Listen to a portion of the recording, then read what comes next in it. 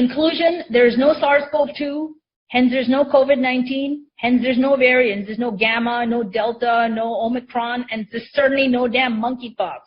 Monkeypox is essentially a side effect of the jabs, folks. There ain't no new virus. If you've been injected with any of the Pfizer or Moderna or whatever, Johnson & Johnson, any of those jabs, you get monkeypox. Essentially, you're detoxifying from your skin.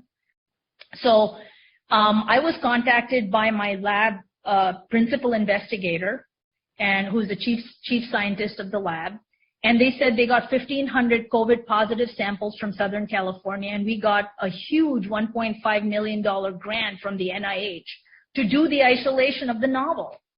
We had 20 lab members, and we started the process of isolation and purification, characterization, and causation the way I described it should be done the correct way with the Koch's postulates and all. We started in late April 2020, and we went all the way through September of 2020. I mean, that's several months.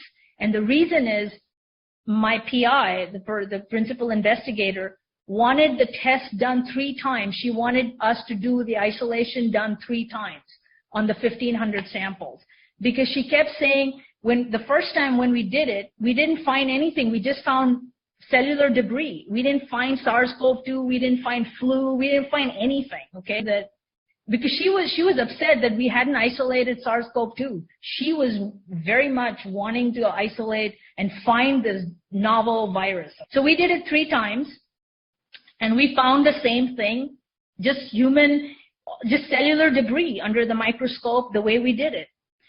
And then, once we did the Koch's postulates, we used ferrets instead of mice. And so we had 100 ferrets that we injected this material into.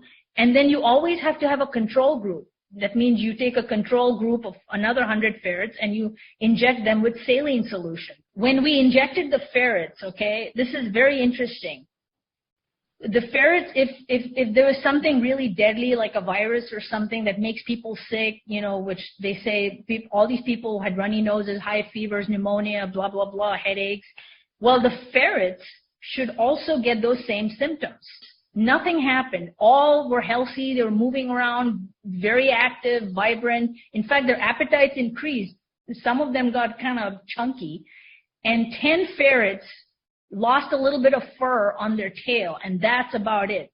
Losing fur on your tail is not SARS-CoV-2. So she sent emails to other universities saying, this is what we found.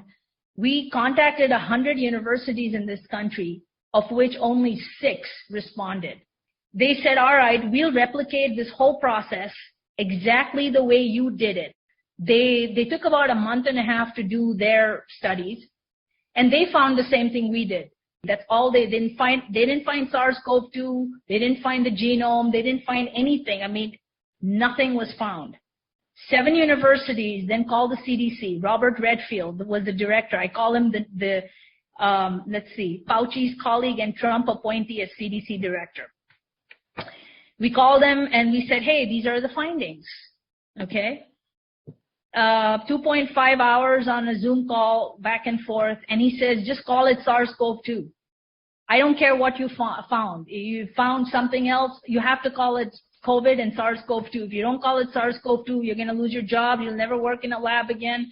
I'll make sure you never work in a lab again. Your lab will be closed down, underfunded, not funded, et cetera, et cetera.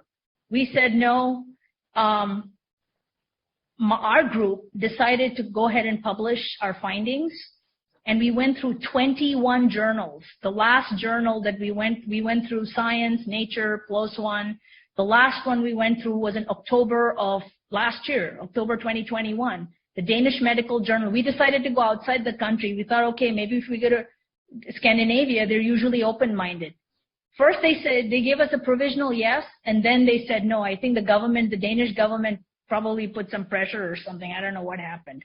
Between like June of 2020 through early August 2020, after we found what we found, and the CDC said you have to call this SARS-CoV-2, blah, blah, blah, we actually started calling the CDC and asking them to send us an isolated, purified sample so we could test it, okay? So we could actually do the causation studies and Koch's postulates.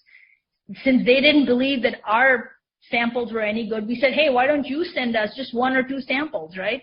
First they said they can't send it. Then they said they didn't have any samples. There's no records of any samples, et cetera, et cetera. So, and then after 2 months, they just started hanging up on us. Finally, in April of 2021, our lab was raided by the FBI. Everything was confiscated, computers, paperwork, drafts. Fortunately, me and 4 other people had saved everything. I have everything saved, including the actual paper copies. I kept those. The drafts, all our work, writings, everything. So we have all of that. We've saved that. We can still publish